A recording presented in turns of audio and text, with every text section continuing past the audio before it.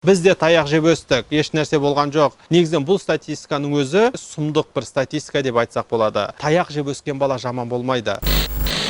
Баланы күштеп тәрбиелеуді қолдайсыз ба? Жазалау ол тәрбие тетігі бола ала ма? Міне бүгін біз сабағымызды осы тақырыпқа арнаймыз.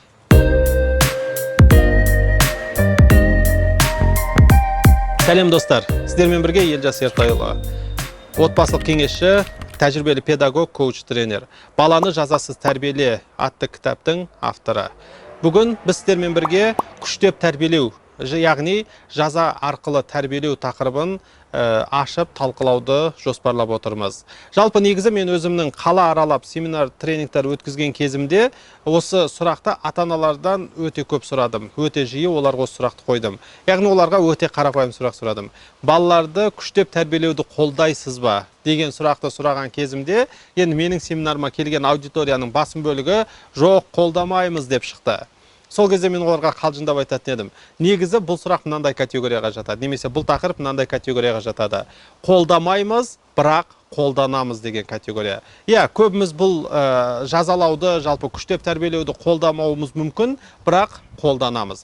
Дегенмен, ЮНЕСКО-ның статистикасына сүйенетін болсақ, яғни сауалнама жасаған екен, сол сауалнамасының қорытындысына сүйенетін болсақ, негізі Қазақстанда 75% жазалауды, жалпы ұрып тәрбиелеуді қолдайды екен. Ал оның 62% оны қолданады екен. Негізінен бұл статистиканың өзі, яғни сұмдық бір статистика деп айтсақ болады. Енді жалпы алған кезде біздің қоғамда ең көп еститін сөздеріміздің біреуі, біз де таяқ жеп өстік, еш нәрсе болған жоқ, қайта керісінше жақсы болдық, міне осындай үлкен жетістікке жеттік деген секілді ақталып жатқанын жиі естиміз. Енді қараңыздар, менің ол кісілерге айтарым, таяқ жеп өскен бала жаман болмайды. Керісінше ол шынымен жетістікке жету мүмкін, әртүрлі жақсы нәтижелер көрсету мүмкін. Таяқ жеп өскен бала сезімсіз болады. Яғни құрметті ата-аналар, таяқ жеп өскен бала жаман болмайды, ол сезімсіз болады. Сезімсіз болады дегеніміз не? Ол өзінің сезімдерін көрсете алмайтын болады. Мысалы, ертең ол ата-ана болған кезде, яғни оны сіз көз алдыңызда елестетіп, оны өсіріңіз. Яғни мына қазір кішкентай балаңыз бір 20-30 жыл өсті мысалы. Ол ертең өзі ата-ана болған кезде өзінің баласына сезімін еркін көрсете алмайтын жағдайлар болады. Немесе жұбайына сезімін еркін көрсете алмайтын жағдайлар. Немесе қандай да бір сезімтал сәттер болған кезде сезімін көрсете алмай қиналатын кездер өте жиі кездеседі. Міне сондықтан құрметті ата-аналар, яғни жазалау, ұрып соғу арқылы тәрбиелеу, ол баланы мүмкін жетістікке жеткізуі мүмкін, бірақ өкінішімізге қарай баланың осы сезімсіз болып, яғни өсуіне, жалпы айтқан кезде сезімдер немен-еркін қолдана алмайтын болып өсуіне алып келеді. Сондықтан жалпы мен жазасыз тәрбие деген нәрсені ұсынамын және соны қолдаймын. Оны қолдайтынымды көрсету үшін осы жақында білесіздер, баланы жазасыз тәрбиелеңіз деген тақырып бойынша арнайы кітап жазып шықтым. Ол кітап қазір Қазақстан бойынша таралып, оқылып жатыр деп айтсақ болады. Енді не үшін жазасыз тәрбиелеу керек, соған қысқаша тоқталып өтейін, бір-екі ауыз сөзбен. Жалпы алған кезде жазалау деген нәрсе ол сізге тек қана сәттік шешім беретін нәрсе. Яғни сіз жазалау арқылы негізгі шынайы шешімге қол жеткізе алмайсыз, тек қана сәттік бір шешімге қол жеткізесіз. Мысалы, балаға ұрсасыз, бала не істейді? Тартынады, қорқады, кері шегінеді. Бірақ ол бала ғой, бала болғанын ол балалығын істейді, ол қатені тағы да қайталайды. Сіз тағы да ұрсасыз, ол жарайды, кері қайтадан шегінді, қойды. Бірақ бала болғаннан ол қазір тағы да қайталайды, сіз тағы да ұрсасыз, ол тағы кері шегінеді. Осылай процесс біраз уақыт жалғасады. Бірақ қазақта керемет бір сөз бар. Қазақ не дейді? Қазақта мынандай бір сөз тіркесін бәріңіз естіген шығарсыздар.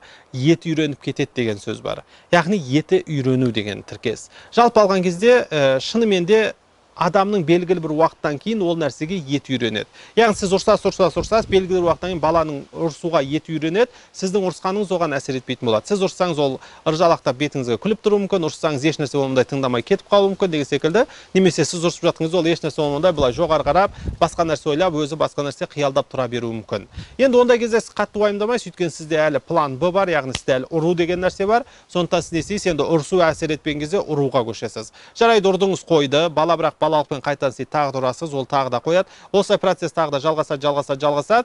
Белгілі бір уақыттан кейін баланың ұруға да еті үйренеді. Сіздің ұрғаныңыз оған әсер етпейтін болады. Сіз ұрған кезде, әсіресе анасы ұрған кезде балалар не істейді? Кейбір кезде мазақтап сізді өзіңізді күлкіге айналдыруы мүмкін. Ауырған жоқ деген секілді, керісінше қашуы мүмкін деген секілді. Немесе белгілі бір жасқа келген кезде, сіз оны ұрған кезде керісінше өзіңіздің қолыңыз ауырып қалатын кездер болады. Немесе ұрудан қорқатын жағдайлар болады. Әсіресе қазіргі поколение Z деген Z ұрпағын ескеретін болсақ, олар өте сезімтал екенін ескеретін болсақ, жалпы оларды ұру өте қауіпті. Белгілі бір жастан кейін оларда жаңағы өз-өзіне қол жұмсау, үйден кетем деген сөздер, әртүрлі осындай жағдайлар орын алу әбден мүмкін. Осы нәрселерді ескере отырып, сіз өзіңіз белгілі бір жастан кейін ұрудан қорқатын боласыз.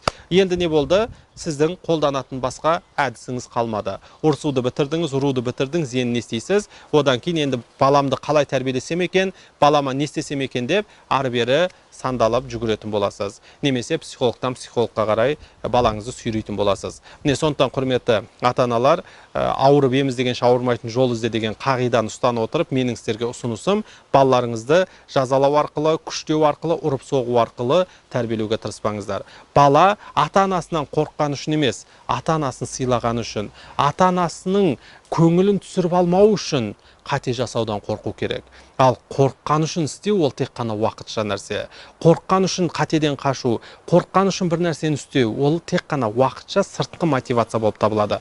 Яғни сіздің қорқынышыңыз немесе қорқытатын күшіңіз өзінің күшін жойған кезде бала не істейді? Қайттан өзінің білгенін істейді. Немесе сіз жоқ жерде ол бәрібір ол нәрсені істейтін болады. Сондықтан менің сіздерге ұсынысым қорқыту арқылы күшпен тәрбиелеудің орнына ар-ождан тәрбиесі деген нәрсеге ерекше көңіл бөлгендеріңіз дұрыс. Енді осы тақырыпқа байланысты толық ақпарат алғыларыңыз келсе және жазаның зардаптарын толығымен сезініп, жазадан жиркенетін жағдайға келгілеріңіз келсе, ұру, соғу, айғайлау, кінәлау секілді осы жағымсыз әдістерден жиркенетін жағдайға келгілеріңіз келсе, онда менің баланы жазасы тәрбиеле атты алғашқы авторлық кітабымды оқып шығуды сізге ұсынамын. Қазірге дейін оқыған кісілердің кері байланысына сенетін болсам, көптеген ата-аналардың баланы жазасыз тәрбиелеуге көшуіне өзінің септігін тигізген ерекше кітап деп айта аламын. Сондықтан бәріңізге осы кітапты оқуды ұсынамын. Бәріңізге бізбен бірге болып, осы кеңесті соңына дейін тыңдағандарың үшін алғысымды айтамын.